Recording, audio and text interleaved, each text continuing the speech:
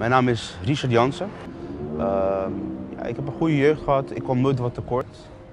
In de zin van materiële dingen. Het enige probleem was dat ik naar de kerk kwam uit gewoonte.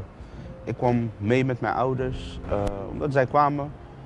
En ja, ik kwam meer uit gewoonte uit. Het was normaal voor mij om te komen. Ik kwam niet omdat ik zelf wilde komen, omdat ik zelf mijn leven aan God had gegeven. Ik kwam echt om mee te komen. Iets na mijn 14, 15 jaar ongeveer begon ik meer te verlangen naar wat er buiten de kerk was, wat er in de wereld was. En dat was de tijd dat ik stopte met naar de kerk te gaan. Het ging stap voor stap. Ik begon steeds meer uit te gaan. Ik begon steeds meer met vrienden rond te hangen. Verkeerde vrienden in dit geval. Ik raakte verwikkeld met drugsdealen. Ik heb gelukkig nooit gebruikt, maar ja, veel vrienden van mij gebruikten. Ik kwam daarna in contact met dealers. Ik begon zelf drugs te dealen. En dat is eigenlijk waar alles fout ging. Ik begon heel veel uit te gaan. Ik kwam eigenlijk op in een periode van mijn leven dat ik van school thuis kwam. Ik zette mijn tas thuis en ik ging gelijk naar buiten. Ik leefde praktisch buiten. Ik kom echt alleen thuis om te slapen en om op te frissen. En voor de rest was ik alleen maar buiten. Op een gegeven moment merkte ik dat dat heel verdriet bracht bij mijn ouders. Ik had heel vaak discussies thuis. Ik maakte vaak ruzie met mijn vader. Het liep zelfs zo erg dat we soms zelfs met elkaar op de vuist gingen. En ja, voor mij was dat gewoon een hele nare situatie. Ik wilde eigenlijk niet meer thuis zijn. Ik wilde alleen maar buiten zijn, omdat ik dacht dat dat als allereerste rust voor mijn ouders bracht en dat dat ook gewoon beter voor mij was. Hoe minder ik thuis was, hoe meer rust en vrede zij hadden zonder mij. Het werd zo erg dat ik op een gegeven moment zelfmoordgedachten kreeg. Ik keek eigenlijk naar het leven van mijn ouders, die allebei helpers waren in de kerk, gezegend. En ik had echt zoiets van, ik ben er alleen maar om verdriet en pijn en ruzies, teleurstellingen te brengen. En zodoende begon ik zelfmoordgedachten te krijgen. Ik wilde niet meer leven.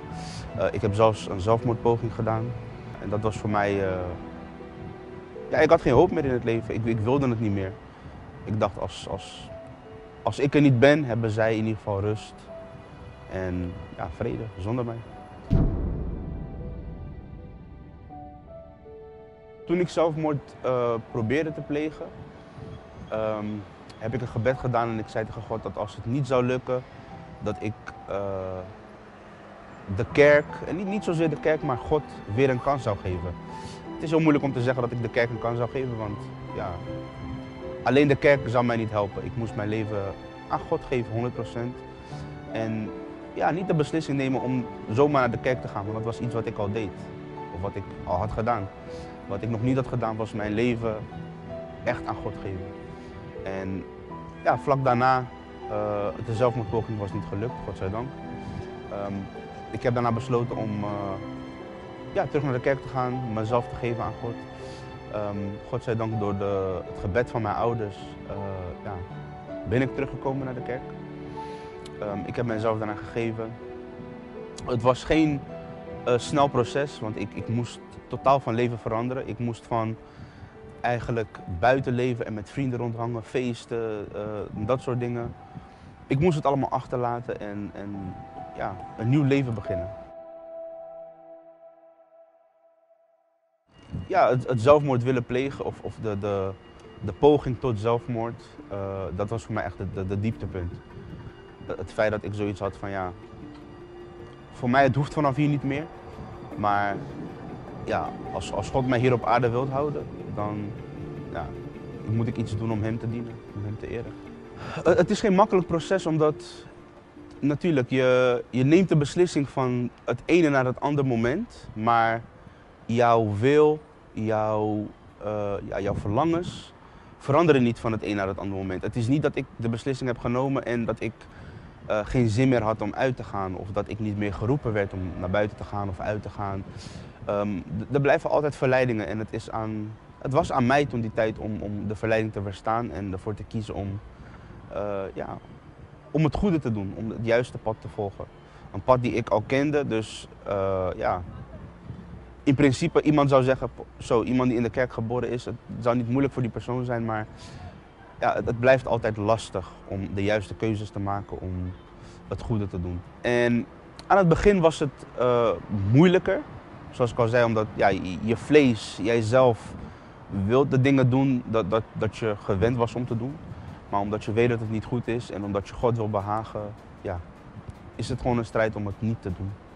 Maar op een gegeven moment ja, ging het steeds beter. Het begon beter te gaan met mij, het begon beter te gaan thuis. Ik merkte dat de relatie tussen mij en mijn ouders beter werden. Ik kreeg een hechtere band met mijn vader. En ja, dan op een gegeven moment wil je juist strijden omdat je de goede resultaten ziet in jouw leven en in het leven van anderen die om jou heen zijn. Ik kreeg op mijn 19e een kans om mee te lopen met een collega die toen die tijd hulp nodig had. En ongeveer 2-3 maanden daarna ja, zijn wij samen op het idee gekomen eigenlijk om een bedrijf te openen. Ja, die collega had al zijn eigen bedrijf en hij gaf mij dan de kans en de tools als het ware, de korte opleiding om voor mezelf te beginnen. Ik heb die kans met 2 handen aangepakt. Ik wilde altijd al iets voor mezelf doen, ik had alleen nooit het idee of de gedachten wat ik zou doen. En zodoende ben ik eigenlijk in de koeltechnische wereld begonnen te werken. Ik ben, zoals ik al zei, toen ik 19 was, voor mezelf begonnen. Ook iets wat een grote stap was, omdat ja, toen die tijd was het, we zaten nog volop in de crisis. De crisis was nog niet voorbij, zeg maar. Dus het was een grote stap, een uitdaging als het ware, om dat te doen. Maar ja, met de hulp van God, er is geen crisis, er is geen... Ja, tegenslagen kunnen komen, maar we overwinnen altijd. En nu 7 jaar verder is er groei in mijn bedrijf. We zijn tegenwoordig bezig om projecten zelfs in het buitenland te doen en uit te breiden. Ja, vandaag de dag heb ik zeker geen zin om te sterven meer. Ik ben gelukkig, ik heb vrede, ik heb rust, ik heb hoop. Nee, vandaag de dag doe ik er alles aan om te leven juist. Sinds vorig jaar ben ik gelukkig getrouwd. Mijn vrouw heeft ook heel veel strijden meegemaakt in haar leven, maar tegenwoordig strijden we er samen aan om alles te overwinnen. En we gaan altijd door.